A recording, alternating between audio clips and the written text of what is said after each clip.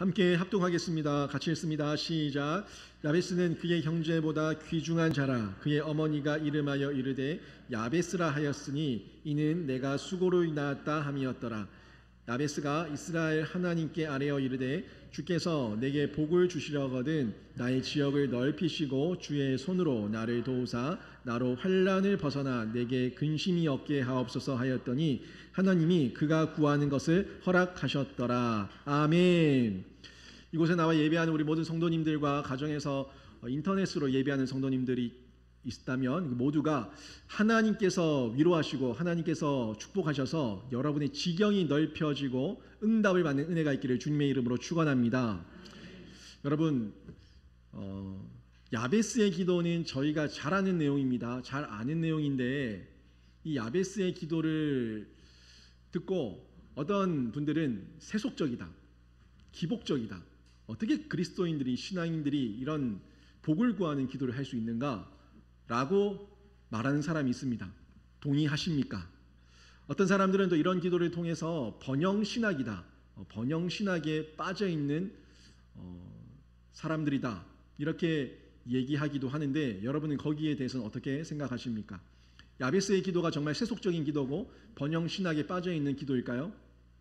만약에 여러분이 하나님께서 1달란트, 2달란트, 5달란트를 줄 테니까 뭘 받고 싶니? 라고 묻는다면 여러분은 어떤 걸 선택하시겠습니까? 만약 여러분이 경품에 1등에 당첨이 되어서 새 냉장고와 새 차와 새 집을 선택할 수 있는 선택권이 주어졌다면 여러분은 뭘 선택하시겠습니까? 뭐라고요? 네, 그렇죠. 네, 너무 솔직하게 얘기하십니다. 네, 당연히 사람은 조금 더 큰 거, 조금 더 좋은 거, 조금 더 사람들이 보기에 비싼 거 이런 걸 선택하는 것은 당연합니다. 그걸 보고 세속적이라고 얘기할 수 있습니까? 하나님께서 우리 인간에게 여러 가지 성품을 주셨는데 그 성품 중에는 소유에 대한 마음을 주셨습니다. 소유에 대한 마음은 내 것이라고 하는, 나에게 맡기신 것이라고 하는 그런 청지기적인 마음인데 일단은 내 권한과 내 관리 안에서 내가 가지고 내가 선택할 수 있는 것, 이런 소유에 대한 마음을 허락해 주셨습니다. 그것을 탐욕스럽다 이렇게 말할 수 있겠습니까? 진짜 탐욕스러운 것은 소유에 대한 마음을 가지고 있는 것이 탐욕스러운 것이 아니라 가지고 눌러서 채워서 내 것이라고 고집하면서 나누지 않는 것, 베풀지 않는 것, 이게 진짜 탐욕스러운 것이고 하나님께서 원하는 성품이 아닙니다. 근데 많은 사람들은 이런 소유에 대한 이야기를 하면은 무소유, 없는 것이 마치 미덕인 양 모든 것이 없게 살아가는 것, 그 사람들을 청렴하고 결백하고 깨끗하다고 얘기하는 그런 잘못된 생각들을 가지고 있습니다. 이왕이면은 없는 것보다 있는 게 낫고, 이왕이면은 가지고 있으면서 나눌 수 있는 게 더 낫고, 베풀 수 있는 게 더 복되지 않습니까? 그래서 나에게도 기쁨이 되고, 왜요? 나눌 수 있으니까. 나눌 수 있으니까 기쁨이 되고, 나눔을 받으니까 그 사람에게도 유익이 되고, 나누는 중에 하나님을 드러내면 하나님께 영광이 되고, 그러는 삶을 사는 게 훨씬 더 기쁘고 복된 삶이 아니겠냐는 겁니다. 저는 이 야베스의 기도를 보면서 우리 모든 성도님들이 또 여러분 가정의 자녀들이, 여러분의 가정이 야베스의 기도처럼 응답이 되고 솔직한 가운데 하나님께 기도하는 중에 하나님의 승인과 하나님의 허락을 받는 복을 누리기를 주님의 이름으로 축원합니다. 그렇게 누리셔야 됩니다. 복이라고 하는 것은 하나님께서 누리라고 주신 거예요. 아브라함에게 제일 먼저 선포하셨던 것이 복이었고 그 복을 통해서 네가 복의 근원이 될지라 말씀하셨어요. 하나님을 만나고 하나님의 백성 되고 하나님의 그 믿음의 조상된 아브라함을 통해서 많은 민족과 열방이 복을 받도록. 왜요? 그가 나누고 베푸는 중에 누구를 자랑하기 때문에요? 하나님과 예수 그리스도를 자랑하기 때문에 그들이 복을 받게 되는 은혜 가운데 있게 하신 겁니다. 이게 우리 그리스도인들이 살아가는 중에 누려야 될 복이고 그런 자세를 가져야 되는데, 많은 사람들이 탐욕이라고 하는 잘못된 사상과 개념과 이해를 가지고 인간에 대해서 매도하는 경우가 많이 있습니다. 그리고 어떻게든 분배만 잘하면 모두가 잘 살 수 있다고 이야기를 하는데, 이거는 사람에 대한 존재, 인간 존재에 대한 이해가 굉장히 부족하고 무지에 가깝다고 볼 수 있는 잘못된 판단입니다. 우리 인간 존재에 대한 이해가 우리 모든 그리스도인들에게 또 사람들에게 필요한데 그 가운데 인간 존재를 이해하기 위한 절대적인 기준이 어디 있냐면 절대 진리 성경 가운데 있습니다. 성경을 통해서 잘 봐야지 인간 존재가 어떤 존재이고 인간이 어떤 성품을 가지고 있고 어떤 죄악과 탐욕을 가지고 있는지 볼 수가 있습니다.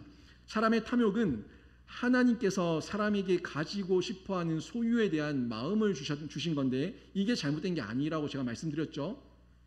진짜 잘못된 것은 소유를 가진 이후에 예수의 사랑이었고 또 그 사랑 가운데 나눔에 대한 자족하는 마음과 실천이 없으니까 그게 사람들을 짓밟는 도구가 되고 사람들에게 빼앗는 욕심과 탐욕의 도구가 되고 있다는 겁니다. 이게 잘못된 거예요. 그래서 세상 사람들 가운데는 그렇게 사람의 죄성과 탐욕 가운데 빼앗기고 짓밟히는 중에 많은 어떤 계급층들이 만들어지게 됐습니다.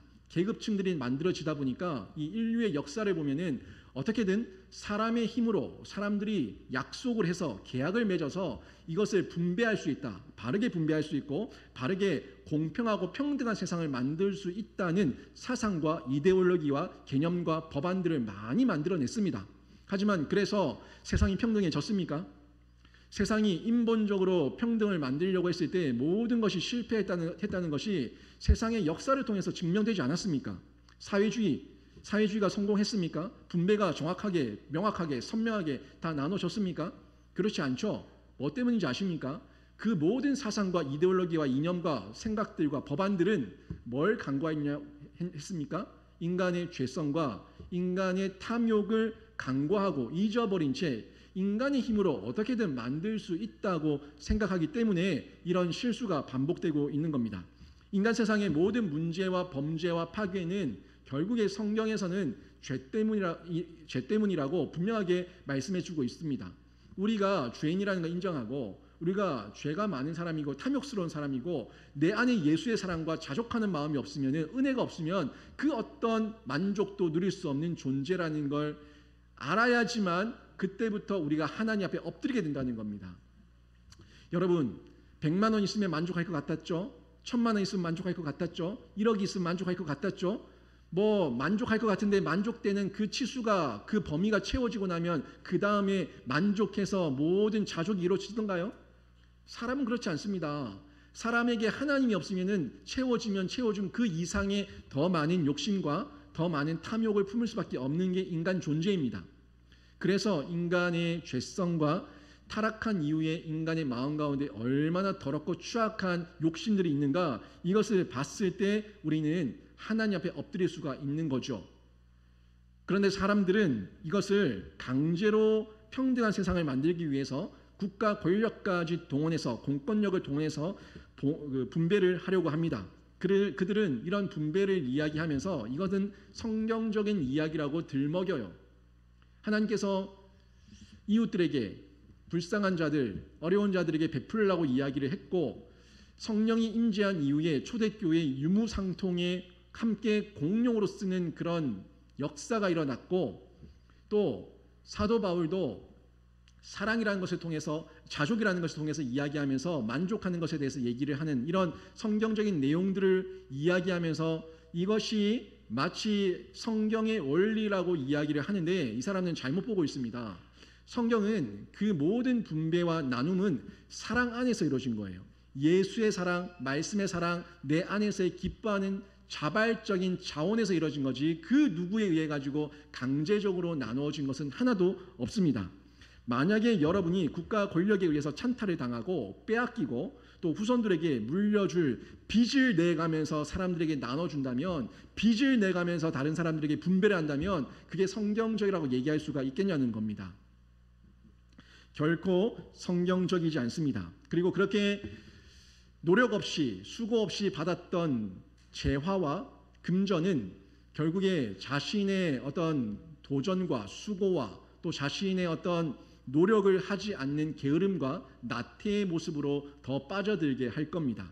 그리고 수고하지 않아도 노력하지 않아도 어차피 나는 이만큼 받을 것이고 수고해도 노력해도 어차피 나는 이만큼 받을 것이니까 나는 그냥 이대로 유지하면서 살겠다는 그런 나태함 가운데 전혀 발전 없는 인생을 살아가게 될 겁니다.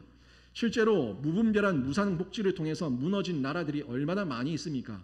그 나라들이 빚더미에 앉고 무너지고 여러 가지 직장을 잃고 그 나라의 발전은 없고 무너진 세상의 국가들이 너무나 많이 있다는 겁니다. 여러분, 이런 내용들을 통해서 우리가 알 수 있는 것은 인간의 죄성과 탐욕을 간과한 비성경적 접근은 실패할 수밖에 없다는 걸 알 수가 있습니다. 여러분, 교회는 성경이라는 하나님 말씀을 기초로 두고 있어요. 그 기초는 영원히 변함없는 절대 진리이고 우리의 신앙 고백입니다. 전능하사 천지를 만드신 하나님 아버지를 내가 믿사오며 그 외아들 우리 주 예수 그리스도를 믿사오니, 이런 앞부분에 우리가 예배 초두에 했었던 그런 신앙의 고백은 그냥 읽어대는 주문이 아니라 내 마음에서 내 진심에서 우러나오는 내 신앙이고 내 신념이고 나라는 존재를 버텨주게 하는 버팀목이라는 겁니다. 그런데 이 절대 진리에 대한 확신이 없다면 여러분은 그 신앙 고백이 진정된 신앙 고백이라고 할 수 있겠습니까? 우리는 영원히 변함없는 진리, 절대 변함없는 진리, 그것이 있다고 믿는 사람들이고, 그것이 있기 때문에 내 신념과 내 인생과 심지어 내 목숨까지 바치면서 끝까지 그것을 버리지 않겠다고 각오한 사람들, 그 사람들이 성도들이고 그리스도인들입니다. 교회와 성도는 변하지 않고 절대 타협할 수 없는 절대 기준이 있는데, 그것이 성경인데 세상은, 인본적인 세상은 절대 진리는 없다고 얘기합니다. 왜? 사람과 사람이 만나서 사람과 사람의 계약에 의해서, 사람과 사람의 동의에 의해서 어떤 새로운 질서가 만들어지면은 예전 질서는 버릴 수 있다. 절대적인 것은 없다. 세상은 돌고 돌고 변하고 있기 때문에 변하는 세상과 세태 속에서 우리는 언제든지 새로운 것들을 찾아서 만들 수 있다. 이렇게 얘기하는 게 인본주의고 세상의 논리입니다. 여러분, 정말 그렇습니까? 사람이 원하면 뭐든지 다 바꿀 수 있습니까?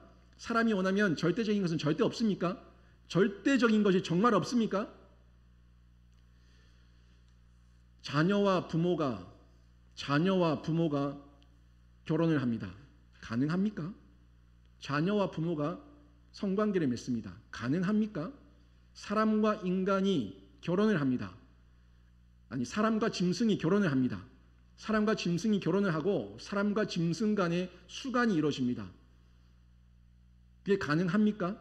남자와 남자가 결혼을 하고 여자와 여자가 결혼하고 남자 며느리가 들어오고 여자 사위가 들어오는 이런 상황이 가능한 얘기입니까? 절대 있을 수 없는 얘기죠. 절대 우리 인간 기본 질서와 가치와 창조의 질서 아래서 있을 수가 없는 일입니다. 그런 버팀목이 지금 온 인류 가운데 있었기 때문에 지금까지 세상이 존속되면서 여기까지 온 거예요. 그 사실을 부정하겠습니까? 절대 진리는 분명히 있고 절대적으로 넘어서면 안 되는 선이 있고 넘어설 수 없는 게 있다는 겁니다. 사람이라면 절대적으로 지켜야 될 도덕이 있고 가족과 질서와 성윤리가 있습니다. 이것을 우리는 지켜야 되고 그 가치와 절대 기준을 성경을 통해서 확인하고 발견할 수가 있는 거예요. 그런데 지금 세상은 인권과 자유라고 하는 거짓 메시지 안에서 그럴듯하게 포장해서 자신들의 탐욕을 채우기 위한 발악을 하고 있습니다. 그러면서 공정과 공평을 얘기하고 있어요. 여러분, 정말 뭐가 공정이고 뭐가 공평입니까? 공정과 공평을 위해서 우리가 생각해야 될 게 뭐가 있겠습니까? 다 분배만 일괄성으로 이루어지게 되면 다 공정하고 공평한 겁니까? 절대 그렇지 않습니다. 여러분, 공정과 공평은 같은 것이 아닙니다. 공정은 공평을 포괄하고 있는 개념이에요. 공정이 우선입니다. 공정 안에 공평이 있어야 된다는 거예요. 공평은 분배의 목적을 두고 있지만 공정은 정의롭게 분배할 것을 얘기하고 있습니다. 세상은요, 아담과 하와의 범죄 이후에 하나님의 진노 아래 있으면서 하나님께서 아담에게 뭐라고 말씀하셨어요? 땀 흘려 수고해야지 그 소산을 먹을 수 있다고 얘기했습니다. 그래서 아담 이후의 사람들은 시장이라고 하는 터에 모여서 함께 물물교환을 이루면서 시장 경제를 이루어왔습니다. 어떤 사람은 농사를 짓고 어떤 사람은 물건을 만들고 여러 가지 자신의 재능과 탤런트에 따라서 자기가 수고해서 만든 그 물건을 자기가 수고한 그 값에 따라서 바꾸면서 서로 교환하면서 시장 경제를 이뤄왔다는 거예요. 자본주의는 그 시장 경제를 비꼬아서 하는 말이 자본주의지만 성경에서는 시장 경제를 인정하고 있고 하나님께서 시장 경제를 통해서 소유와 상속을 허락하고 있습니다. 이게 성경에서 얘기하고 있는 겁니다.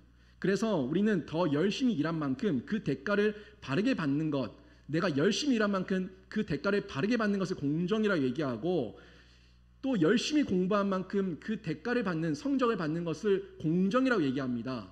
그런데 일부 사람들은 더 열심히 안 하더라도 내가 열심히 수고하지 않더라도 모두가 동등하게 받기를 원해요.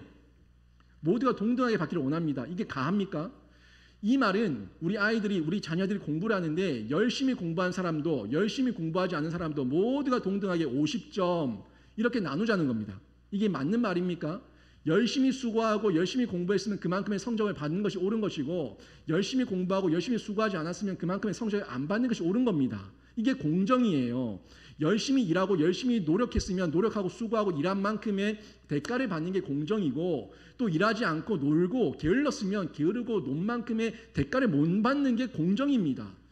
우리가 얘기하는 공평이라고 하는 그 공평 속에서 공정을 깔아뭉개려고 하고 있는 이 잘못된 시대가 잘못된 내용이고 우리가 그 속에 속고 있다는 내용이에요.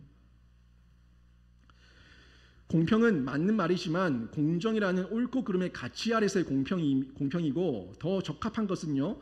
약자들과 소외자들을 보호하기 위해서 선택적 차원에서의 그 공평이 이루어져야 되는 겁니다.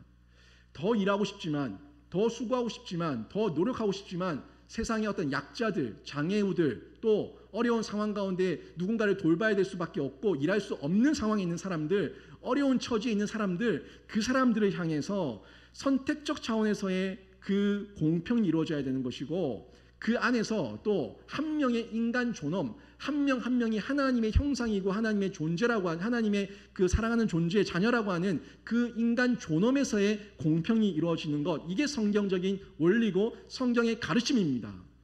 성경은요 모든 곳에서 개인의 소유와 상속을 중요하게 말씀하고 있어요. 그렇지만 그 중에 고아와 과부, 나그네, 가난한 사람들에 대한 선별적 구제를 약속하고 허락하고 하나님께서 하라고 명령하고 있다는 겁니다. 곳곳에 나와 있어요. 성경 곳곳에 나와 있습니다. 제가 일부분만 찾아봤는데 레위기 19장, 신명기 14장, 시편 10편, 잠언 15장, 신명기 10장, 예레미야 49장, 마가복음 12장, 야고보서 1장 여러 곳곳에서 하나님은 공정한 공평 그리고 상속과 소유에 대해서 또 약자들을 선별적으로 돕는 것에 대해서 허락하시고 그 내용들을 반복적으로 말씀해 주고 있다는 겁니다. 여러분, 저는요 성경을 믿고 따르고 그것이 절대 진리라고 믿는 신앙인 중에 한 명입니다. 그리고 영신교회의 이 많은 양무리들에게 절대 진리, 절대 변함없는 하나님의 말씀으로 양육하고 가르치고 설교해야 되는 목사입니다. 만약에 이 세상에 차별금지법과 그 유사한 법안들이 통과되어서 죄는 죄라고 말하지 못하고 동성애는 죄라고 말하지 못하고 그렇게 말을 했을 때 강대상에서 그렇게 얘기했을 때 제가 감옥에 가고 제가 벌금을 받아서 더 이상 무서워서 그런 말을 할 수가 없는 처지와 상황이 된다면 저는 더 이상 목회자로서 살 수가 없습니다. 저는 신앙인으로서 살 수가 없어요. 우리는 저를 뿐만 아니라 우리 모든 그리스도인들은 잘못된 것은 죄는 죄라고 얘기해야 되고 참은 참이라고 말할 수 있는 용기와 담대함이 있어야 되고 그런 법안들이 통과되지 않도록 어떻게든 몸부림치며 막아야 되는 사명과 책임을 가지고 있는 사람들이라는 것을 기억하시기를 바랍니다. 여러분, 심각한 상황 가운데 우리가 직면해 있고 처해 있는데 저는 이런 생각들을 하면서 하나님 정말 우리 교회 가운데 우리 그리스도인들 가운데 우리 다음 세대 자녀들 가운데 영향력 있는 임재와 인물들이 나오게 하여 주시옵소서 하는 기도가 터져 나오더라고요.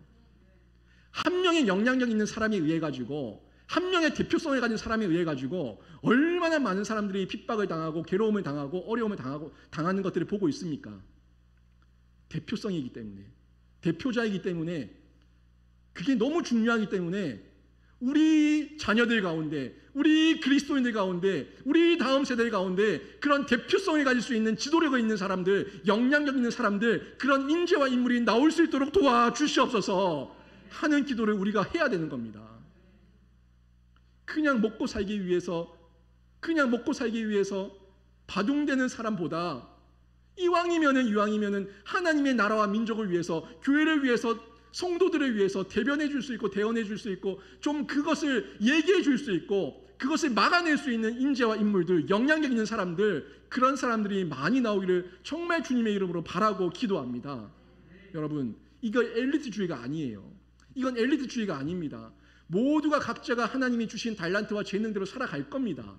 어느 분야에서 각자 다양한 분야에서 각자의 재능을 드러내며 살아갈 거지만, 이왕이면 그 모든 분야에서 우리 그리스도인들이, 우리 자녀들이 탁월한 사람들, 제1인자, 가장 뛰어난 사람들이 되면 더 좋은 일 아닙니까? 그 사람들을 통해서 그들에게 배우러 오고, 그 사람들을 통해서 예수 그리스도가 증거되고 복음이 전가되고 하나님의 영광이 드러날 수 있다면 그것만큼 복된 일이 어디 있겠습니까?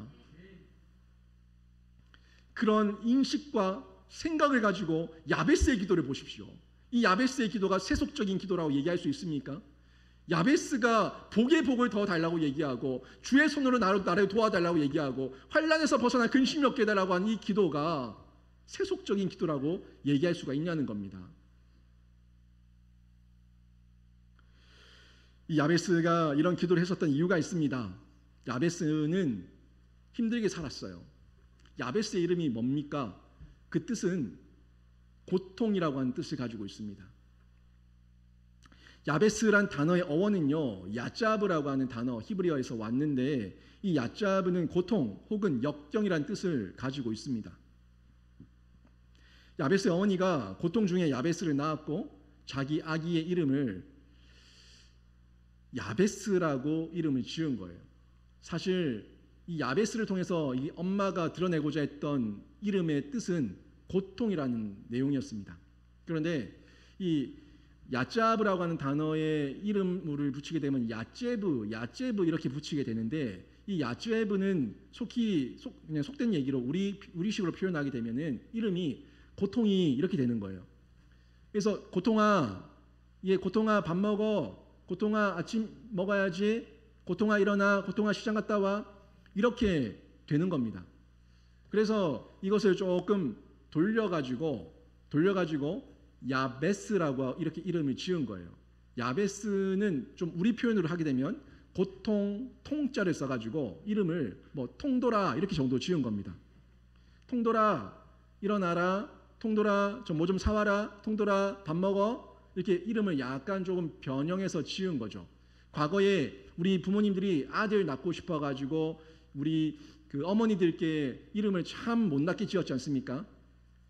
끝순이, 말자, 귀남이 이렇게 하여튼 많이 짓지 않았습니까? 어떤 자신의 바램을 담아서 이렇게 이름을 짓는 거예요.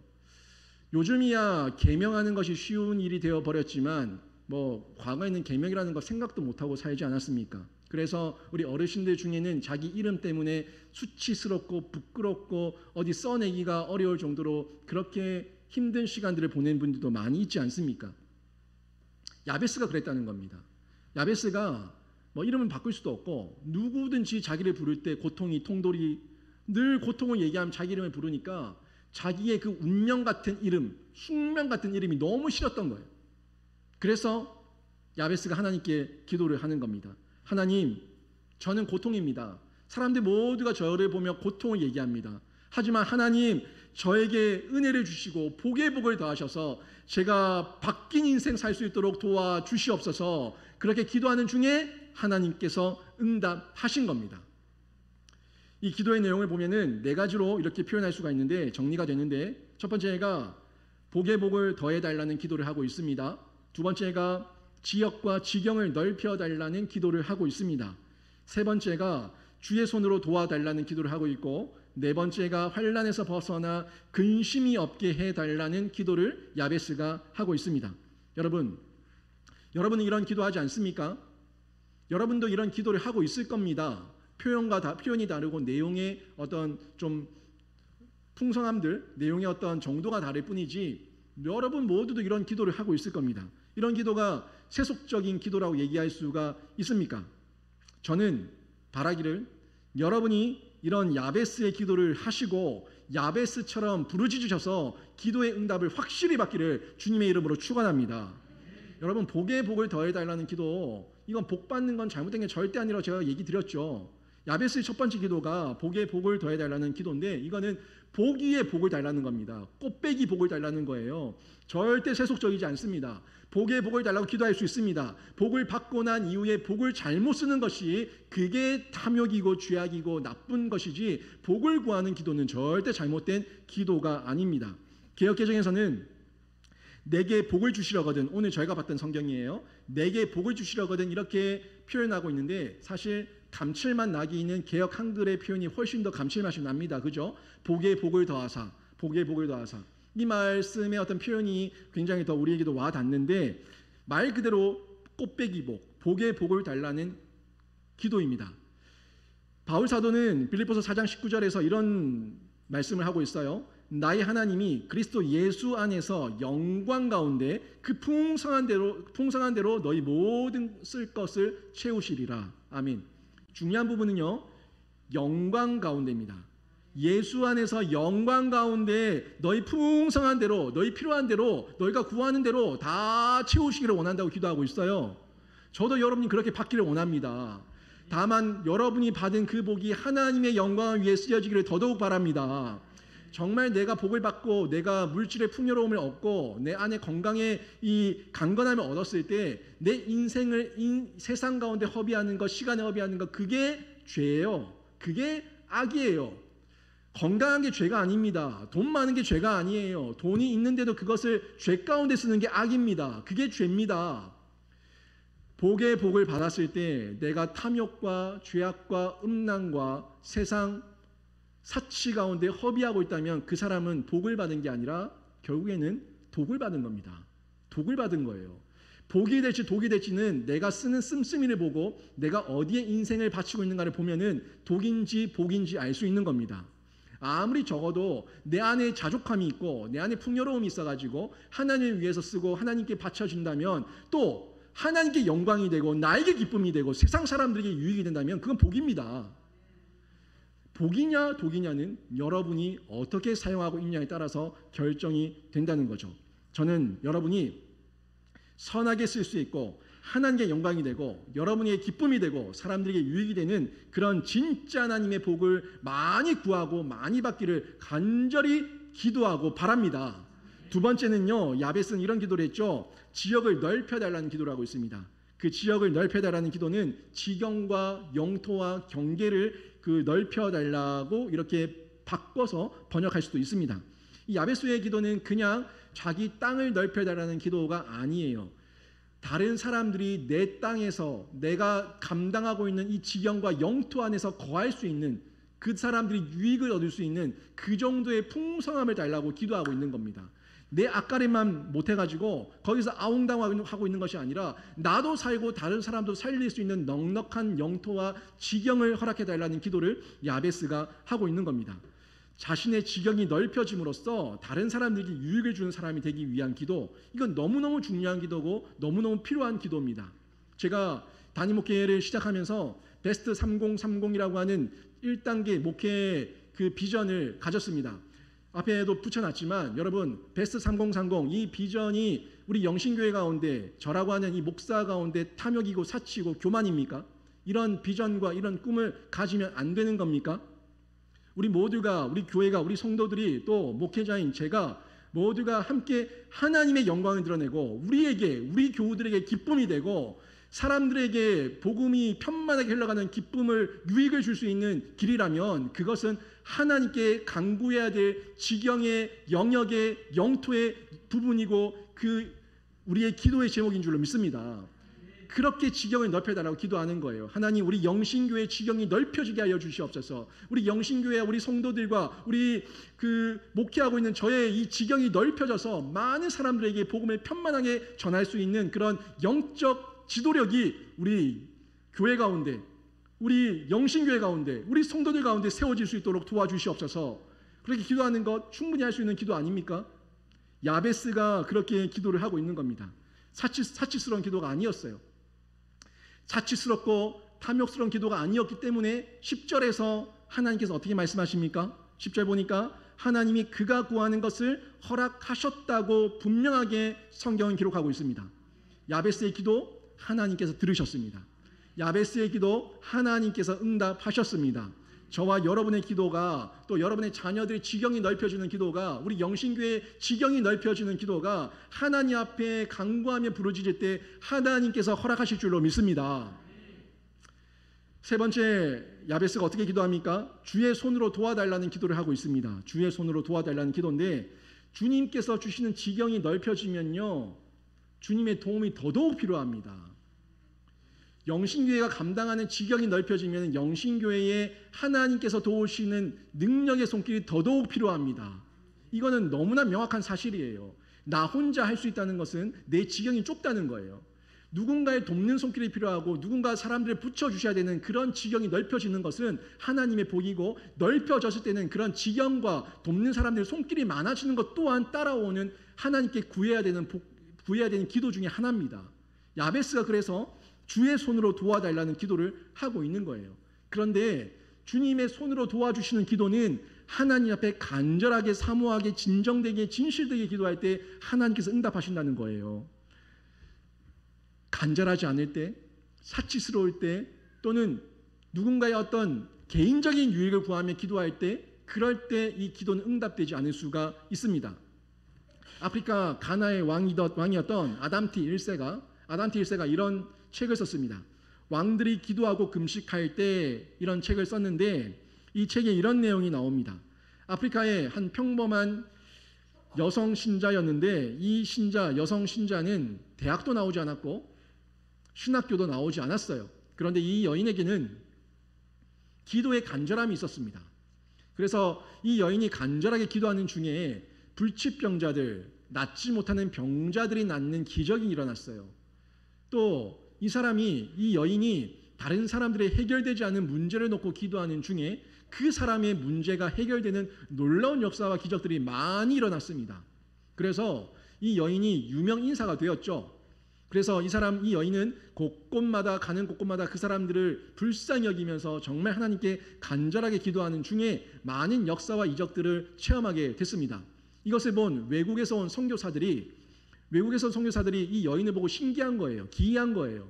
야, 이런 여인을 데리고 세계 곳곳에 다니면서 선교 모금을 한다면 정말 어마어마한 금액이 모이겠다. 이런 마음을 가지고 그 여인을 설득해서 전 세계를 다니면서 선교 모금하는데 그 여인을 앞세웠습니다. 그랬더니 그 여인의 간절한 기도의 응답이 끊어져 버렸어요. 아무리 기도를 해도 변화가 일어나지 않습니다. 나중에 그 여인이 자신의 변화된 모습을 보면서 결국 안일함 가운데, 게으름 가운데, 부유함 가운데 자신이 간절하게 기도하지 않고 형식적으로 기도하고 있는, 또 하나님의 그 수단과 하나님의 기도의 응답을 수단과 방법으로 이용하고 있는 것을 발견하게 된 겁니다. 여러분, 기도는 사심 없이, 악함 없이 순수하게, 정결하게, 성결하게 하나님 앞에 부르짖으며 기도할 때, 진심으로 기도할 때 하나님께서는 반드시 응답하시는 줄로 믿습니다. 역대하 16장 9절에서 이렇게 기록하고 있습니다. 역대하 16장 9절 말씀 보니까 여호와의 눈은 온 땅을 두루 감찰하사 전심으로 자기에게 향하는 자들을 위하여 능력을 베푸시나니. 아멘. 온 땅을 두루 감찰하신 하나님께서 전심으로 자기에게 향하는 자에게 뭘 베푸신다고요? 능력을 베푸신다고 성경은 분명하게 말씀하고 있습니다. 저는 여러분이 여호와의 강한 손과 편팔을 믿으시고 그 하나님의 능력 가운데, 은혜 가운데 온전히 거하게 되고 그것을 사모함으로 진실되게 기도하는 기쁨을 누리시기를 주님의 이름으로 축원합니다. 이게 기쁨이에요. 이 야베스가 이 기쁨을 맛보고 알기 때문에 하나님 앞에 이 고통이, 통돌이, 이 숙명 같은, 이 운명 같은 제 인생을 역전시켜 달라고 기도하는 중에 그렇게 응답을 받았던 겁니다. 야베스의 네 번째 기도는 어떤 기도였습니까? 환난에서 벗어나 근심이 없게 해달라는 기도입니다. 환난에서 벗어나 근심이 없게 해달라는 기도, 이 기도가 잘못된 기도입니까? 사람들이 왜 개업식에서 돼지머리를 앞에 두고 고사를 지내고 제사를 지냅니까? 왜 돼지머리에 귓구멍에 콧구멍에 입에다가 돈을 쑤셔 넣으면서 그렇게 제사를 지내고 고사를 지냅니까? 그 사람이 뭐가 두려워서 그러는 거예요?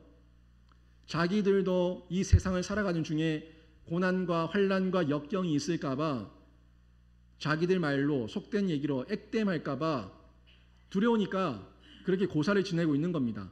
여러분, 사람에게는 모든 그런 두려움이 있습니다. 있는데 이런 일을 일어나기를 바라지 않는 건 우리 모두의 공통된 상황입니다. 그리스도인이든 비그리스도인이든 이런 일이 일어나지 않기를 원하는 건 모두가 동일해요. 다 똑같습니다. 그러면 우리가 진실된 하나님, 신실한 하나님, 영원한 하나님, 불변한 하나님, 그 하나님께 간구하는 것 당연한 거 아닙니까? 그 사람들 우상 앞에 그렇게 절하면서 고사와 제사를 지냈는데 우리는 그런 미신이 아니라 하나님의 약속과 언약을 붙들고 이 말씀을 붙들면서 하나님께서 나에게 고난과 이 역경과 근심이 없게 해달라고 기도하는 거 당연한 거 아니에요? 당연한 기도입니다. 근데 어떤 사람들이 이렇게 얘기합니다. 목사님, 아니 그리스도인이 어떻게 고난을 피할 수가 있습니까? 예수님도 자기 십자가를 지고 고난을 감당하면서 감수하면서 그 핍박을 받을 것을 각오하면서 따라오라고 얘기했는데 어떻게 그런 기도를 할 수가 있습니까? 우리 그리스도인들이 고난과 역경 그런 것들은 거뜬히 믿음으로 이겨내야지요. 맞는 말입니까? 맞는 말 같지만 틀린 말입니다. 예수님이 십자가 위에서 어떻게 기도하셨어요? 이 고난의 잔에 옮겨질 수만 있다면 옮겨달라고 기도했습니다. 하지만 내 뜻대로 하지 마시고 하나님의 원대로 아버지의 뜻대로 되기를 원한다고 기도를 하셨어요. 그럼 예수님이 잘못된 기도를 하신 겁니까? 우리 인간이기 때문에 인간은 기본적으로 고난과 역경이 싫은 거예요. 피할 수만 있다면 피할 길을 달라고 기도하는 거, 피할 수만 있다면 정당하게 피할 길을 구하는 것, 이게 비도 이런 기도가 필요한 겁니다. 제가 만약에 병상에 있는 분들에게 가서 이왕 누우신 김에 그냥 천국이 더 좋으니까 그냥 푹 쉬십시오, 이렇게 기도한다면 제가 어떤 상황을 당하겠습니까? 뺨 맞지 않겠어요? 사람이 태어나는 것도 있고 죽을 때도 있으니까 죽을 때 하나님께 맡기시고 그냥 뭐 편안하게 쉬시면서 마무리하십시오, 이렇게 기도하면은 이게 옳은 기도입니까? 고난과 역경을 당하고 있는 가정에 가서 고난도 복이요, 고난도 축복이니 기쁨으로 감당하십시오 라고 얘기하면 그게 옳은 기도입니까? 저는 할 수만 있다면 하나님 어떻게든 히스기야에게 15년의 생명을 연장해 주셨던 것처럼 한 번 더 기회를 주시고 한 번 더 살려주시고 한 번 더 은혜를 주셔서 낫게 하여 주시옵소서. 한 번만 더 고난과 역경 가운데 이겨낼 수 있는 힘을 주시고 능력을 주시고 복을 주셔서 또 한 번 하나님 앞에 영광 드러내며 간증하며 감사할 수 있는 귀한 인생 될 수 있도록 도와주시옵소서. 저는 그렇게 기도할 겁니다. 여러분도 그렇게 기도하셔야 되는 거예요. 그게 우리 그리스도인들이 가지고 있는 신앙이고 하나님께 간구할 수 있는 위치에 있을 때 그렇게 부르짖는 겁니다. 다만 어떤 걸 간구해요? 하나님의 허락을 기다리는 거고 하나님의 최종 승인을 기다리는 거고 하나님의 뜻을 구하는 거예요. 그 가운데 하나님의 뜻이 있다고, 하나님의 부르심이 있다면 이 마음과 안에 평안함이 오겠죠. 여기까지다 말씀하시겠죠. 사도 바울에게 자신의 몸에 가시가 있었는데 하나님 앞에 그렇게 기도하며 그렇게 부르짖었을 때 하나님께서 뭐라고 말씀하셨어요? 이 사도 바울에게 내 은혜가 내게 족하다 하셨어요. 여기까지 하셨어요. 모세가 가나안 땅에 그렇게 들어가고 싶었지만 하나님께서 가나안 땅 입성을 금지하셨습니다. 여기까지다 하셨어요. 우리는 기도하고 바라는 마음들, 그 바람을 가지고 기도하고 간구하지만 최종 승리는 누구에게요? 하나님께 구하는 것이고 하나님의 허락을 받는 겁니다. 그 가운데 우리는 기도하면서 끝까지 하나님의 뜻을 찾는 거죠. 그렇다면 우리가 일상 속에서 어떻게 실천할 수가 있겠습니까? 먼저는 신앙의 점검이 필요합니다. 제가 초두에 절대 진리에 대해서 이야기를 했습니다. 절대 진리에 대한 언급을 한 것은 성경이 절대 진리이기 때문에 저는 성경을 말씀드린 겁니다. 성경은 우리 성도 모두의 신앙 고백이고 명확하고 분명한 선과 악의 기준입니다. 여기에 대해서는 그 누구도 그리스도인이라면 부인할 수 없습니다. 그 누구도 목회자라고 한다면 부인할 수 없습니다. 선과 악의 기준은 세상이 아니라 법이 아니라 세속적인 인본적인 그런 질서가 아니라 하나님의 절대 말씀인 성경인 줄로 믿습니다. 성경이 참이라고 하면 참이고 악이라고 하면 악인 거예요. 또한 우리가 반드시 지켜야 될 절대 진리가 있는데 이 절대 진리가 혹시라도 인본적인 프레임에 갇혀서 정치적인 선동과 프레임에 갇혀서 성경 말씀까지도 혼돈하고 이게 참인지 이게 거짓인지 혼돈스러운 지경이 되었다면 자신의 신앙을 점검해야 된다는 겁니다. 세상 사람들의 무리가 이쪽으로 환호하면서 몰려갈 때 성경이 아니라고 하면 아니라고 말할 수 있는 사람, 성경이 참이라고 하면 참이라고 얘기할 수 있는 사람, 그 사람이 진짜 신앙인이에요. 인본적인 프레임과 정치적 프레임에 갇혀서 누군가의 선정과 선동에 속아 넘어가는 것이 아니라 우리 안의 판단 기준과 선과 악의 기준은 성경인 줄로 믿습니다. 여기에 혼돈이 온다면, 여기에 혼선이 온다면 우리는요 신앙을 다시 한번 점검해 봐야 됩니다. 내가 성경을 정말 믿는가? 내가 하나님을 정말 믿는가? 내가 하나님 앞에 이렇게 울부짖으며 기도하고 있는데 내가 과연 누구에게 기도하고 있는가? 내가 성경 말씀도 믿지 못하고 언약도 믿지 못하는데 그렇게 믿지 않는 그 신에게 기도해 본들 무슨 소용이 있겠냐 생각하면서 자신의 신앙을 점검해야 된다는 겁니다. 우리가 소리 높여서 울부짖으며 기도하는 그분은 영원한 하나님이시고 불변한 하나님이시고 영원토록 영생을 주시고 구원해 주시고 우리에게 확실한 언약을 맺어주신 하나님이시기 때문에 우리는 그분께 기도하는 거예요. 그분께 기도하고 있다면 왜 내 마음 가운데 그 신앙의 고백이 있다면 우리의 행동과 우리의 생활도 그렇게 증명되어야 되지 않겠냐는 겁니다.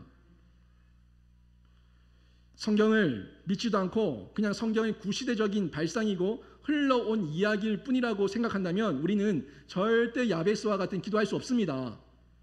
야베스와 같은 기도할 수가 없어요. 믿지도 않는 허상에 불과한 존재에게 우리가 어떻게 그런 기도를 할 수가 있겠습니까? 허상인데 아니면 말고인데 무슨 기도를 할 수가 있겠어요? 그런 사람이 신앙 고백을 한다면 그것은 진심 없는 울리는 꽹과리, 소음에 불과합니다. 성령을 통한 어떤 변화도 기대할 수 없습니다. 우리 성도와 그리스도인들은 확신을 가지고 기도하는 거예요.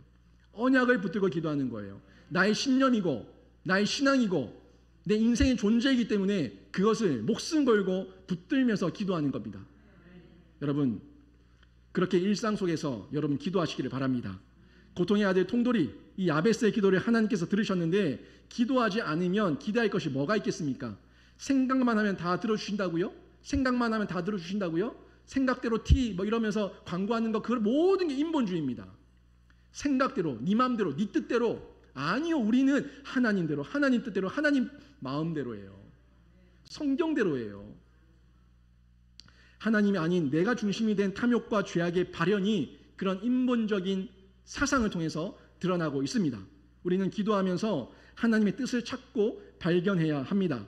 내 기도가 바른 기도인지 최종적으로 하나님의 최종 승인을 받아야 한다는 겁니다. 기도 잘못할 수 있어요. 탐욕스러운 기도도 할 수 있습니다. 하지만 최종 승인을 통해서 확인되는 거죠. 최종 승인 통해서 하나님께 허락을 받는 거예요. 잘못된 것이 있다면 하나님께서 다듬어 주실 거고 잘못된 것이 있다면 하나님께서 다시금 고쳐주시고 수정해 주실 것이고 그 가운데 바른 기도를 계속하는 중에 하나님의 뜻도 알게 되고 하나님의 계획과 그 마음을 발견하면서 하나님을 위해 살아가는 귀한 인생으로 바뀌어가게 된다는 겁니다. 또한 자신한테 설마 저런 기도의 응답이 있을까 하는 의심을 버리고 우리는 기도해야 합니다. 여러분은 바꾸시지 못해도 여러분은 바꿀 힘이 없어도 우리 하나님은 바꾸실 수 있습니다. 난 이제 끝났어. 이 이야기를 아니야. 난 아직 희망이 있어로 우리 하나님의 말씀에서 찾을 수가 있습니다. 가난을 운명처럼, 질병을 숙명처럼, 역경을 팔자처럼, 고통을 사주처럼 그렇게 받아들이지 마십시오. 하나님 안에서 말씀 안에서 역전이 있는 줄로 믿습니다. 이 숙명론과 운명론과 이 모든 것들을 깨트리고 나올 수 있는 그것이 예수의 생명이고 성경의 언약이고 그 말씀 안에서 생명 안에서 약동 안에서 우리는 새 희망과 소망을 품을 수가 있다는 것을 기억하시기를 바랍니다. 3포, 5포, 7포로 얘기하고 있는 이 시대 가운데 여러분의 자녀들이 좌절 가운데 있습니까? 여러분이 희망과 가난과 역경 가운데 희망과 소망도 아무것도 없이 좌절 가운데 낭만 가운데 있습니까? 그 가운데서 여러분은 자녀들에게 말씀으로 자녀들에게 소망과 희망을 전해주시기를 바랍니다. 또 여러분이 말씀 속에서 희망과 소망을 발견하고 또 한번 용기와 힘을 얻는 은혜를 누리시기를 바랍니다. 지금의 시국, 지금의 상황, 모든 것이 막막하고 또 몇 년이 지나갈지 모르는 이 상황 속에서 우리 속이 갑갑한 상황 가운데 있다 할지라도 이 모든 뜻 가운데 하나님의 계획이, 하나님의 통치가 분명히 있는 줄로 믿습니다. 하나님께서 전화위복의 기회로 삼아주시고 역전의 기회로 삼아주셔서 다시금 한국 교회가 사명 감당할 수 있도록 선교 강국으로 1등 국가로 계속해서 쓰임받을 수 있도록 그 길을 열어주실 줄로 믿습니다. 교회가 깨어나야 돼요. 성도들이 반성하고 회개하고 회개 열매 맺으면서 깨어나야 됩니다.